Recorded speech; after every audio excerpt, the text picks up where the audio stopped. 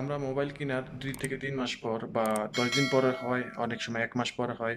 ঠিক আছে? মোবাইল খুব স্লো হয়ে যায়। কেন স্লো হয়ে যায়? এটার কারণটা কোথায়? আজকে সেই কারণটাই বের করব যে মোবাইলটা কি আমার কারণে স্লো হয়ে যায় নাকি মোবাইলের কারণে স্লো হয়ে যায় নাকি কোম্পানির কারণে মোবাইলটা স্লো হয়ে যায়। তো আজকে সেটাই দেখাবো। তো চলেন স্ক্রিনে গিয়ে দেখাই যে কি কারণে মোবাইলটা স্লো হয়ে যায়। মোবাইল কেনার কিছুদিন পরে দেখা গেছে মোবাইল খুব স্লো হয়ে যায়। মোবাইল কোনো দিকে মুভ করতে চায় না। তখন আমরা বিরক্ত বোধ করি। আর তখনই মনে করি যে আমার মোবাইলটা মনে হয় খারাপ হয়ে গেছে। তো আসলে কিন্তু তা নয়। মোবাইলটা স্লো হয়ে যাওয়ার একমাত্র কারণ আমি নিজেই। কেন? আমি যখন মোবাইলে বিভিন্ন ধরনের অ্যাপ্লিকেশন ব্যবহার করি, তখন আমরা কি করি?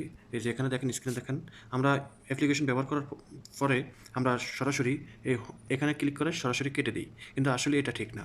আমরা মোবাইল সচল রাখার জন্য আমরা সর্বপ্রথম আমাদের মেইন কাজ হলো, আমরা যখন একটা অ্যাপ্লিকেশন ব্যবহার করব, আমরা তখন কি করব? অ্যাপ্লিকেশনটা থেকে যখন সরে আসবো, তখন আমাদের প্রয়োজন হচ্ছে যে আমরা এটাকে এভাবে সরিয়ে দেওয়া। এই যে দেখেন, এখানে আমার মোবাইলে কতগুলো অ্যাপ্লিকেশন ওপেন করা আছে। তো এই অ্যাপ্লিকেশনগুলো কি করে? আমার মোবাইলের যে র্যামটাকে সবসময় বিজি রাখে। র্যামটাকে একদম লোডে রাখে। তখন কি হয়? মোবাইলটা একদম স্লো হয়ে যায়। মোবাইলটা স্লো হয়ে যাওয়ার কারণে আমার মোবাইলটা ইউজ করতে খুব বিরক্ত বোধ মনে হয় এবং আমার খুব সমস্যা হয়। তখনই আমি মনে করি কি আমার মোবাইলটা মনে হয় নষ্ট হয়ে গেছে বা মোবাইলটা খারাপ হয়ে গেছে। আসলে কিন্তু তা নয়। আমার মূল কারণটাই হলো আমি নিজে। যে আমরা যখন অ্যাপ্লিকেশন ব্যবহার করি, অ্যাপ্লিকেশন ব্যবহার করার পরে আমরা এই যে এই অ্যাপসগুলোরে এইভাবেই রেখে দেই। এতে গিয়ে কী হয়? আমাদের র্যামটা সবসময় বিজি থাকে। যতক্ষণ পর্যন্ত এই অ্যাপসগুলো এভাবে থাকে, ততক্ষণ পর্যন্ত এই র্যামটা বিজি থাকে। এতে যে মোবাইলটা স্লো হয়ে যায়। তো এখন স্লোটা সারানোর জন্য কী করবো আমরা? সর্বপ্রথমে আমরা যখন একটা অ্যাপ্লিকেশন ব্যবহার করবো, যেমন আমি এই অ্যাপ্লিকেশনটা ব্যবহার করি। এই অ্যাপ্লিকেশনটা ব্যবহার করার পরে আমি এখান থেকে যখন সরে যাব, তখন আমি এখানে ক্লিক করব। এখানে ক্লিক করার পর এভাবে আসবে। তখন এভাবে একটা করে এভাবে সরিয়ে দিব। একটা করে সরিয়ে দেওয়া মানে আমার র্যামটাকে আমি ইজি করে দেওয়া। ঠিক আছে? কারণ আমি নিতে পারবো ১ কেজি মাথায়। আমি যদি মাথায় ৫০ কেজি নিয়ে দাঁড়িয়ে থাকি, তখন আমার কেমন লাগতে পারে? এটাই স্বাভাবিক কথা। তো তখন আমরা কি করবো? যে অ্যাপ্লিকেশনগুলি ব্যবহার করার পরে আমরা এভাবে এখানে ক্লিক করে, যেমন আমি আরেকটা অ্যাপ্লিকেশন ওপেন করি। ওপেন করার পর এভাবে এখান থেকে যখন সরে আসবো, তখন এটাকে এইভাবে সরিয়ে দিব। এভাবে সরিয়ে দেওয়ার পরে আমার মোবাইলটা একদম ফ্রি হয়ে যাবে। এখন আমার মোবাইলটা একদম ফ্রি। একদম ফ্রি, এখন কোনো সমস্যা হয় না। ঠিক আছে? আমরা কি করব? আমরা এই যে মোবাইলের অপটিমাইজার আছে এখানে, এটাকে ব্যবহার করব। এটাকে ব্যবহার করার পরে আমরা মোবাইলটাকে অপটিমাইজ করে নেব। অপটিমাইজ করার জন্য আমরা এখানে ক্লিক করব।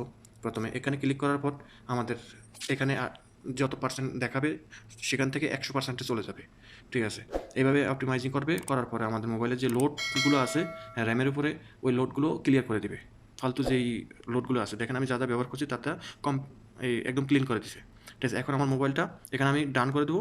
ডান করে দেওয়ার পর আমার মোবাইলটা সচল হয়ে যাবে। ১০০% গুড। এরপর আমরা কি করব? এখানে যে ক্লিন আপ একটা অপশন আছে, আমরা এই ক্লিন আপে ক্লিক করব।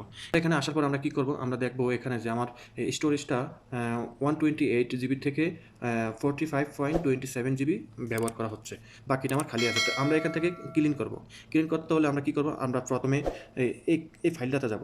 জিঙ্ক ফাইলে যাব। জিঙ্ক ফাইলে যাওয়ার পর আমরা ক্লিক করব। ক্লিনে ক্লিক করার পরে ক্লিন করে দিবে। এরপর আমরা কি করব? F data. তো এই ডাটাটারে আমরা ক্লিয়ার করে দেবো। এখানে কত এমবি আছে? 727 এমবি। তো আমরা এখানে ক্লিক করলে এগুলো অ্যাপস ব্যবহার করছি, সবগুলো অ্যাপস আমার ডিলিট করতে হবে। তো ডিলিট করার জন্য আমরা এই যে অলে ক্লিক করব। অলে ক্লিক করার পর সম্পূর্ণগুলি সিলেক্ট হয়ে যাবে। এরপর আমরা ডিলিট করে দেবো। ডিলিট করার পরে আমাদের ডাটাগুলো চলে গেছে। র্যামটা একদম ইজি হয়ে যাচ্ছে। এরপর আমরা তৃতীয় ধাপ, আমরা এখান থেকে কী করবো? এই যে নিচে দেখা যায় যে ডুপ্লিকেট ফাইল আছে।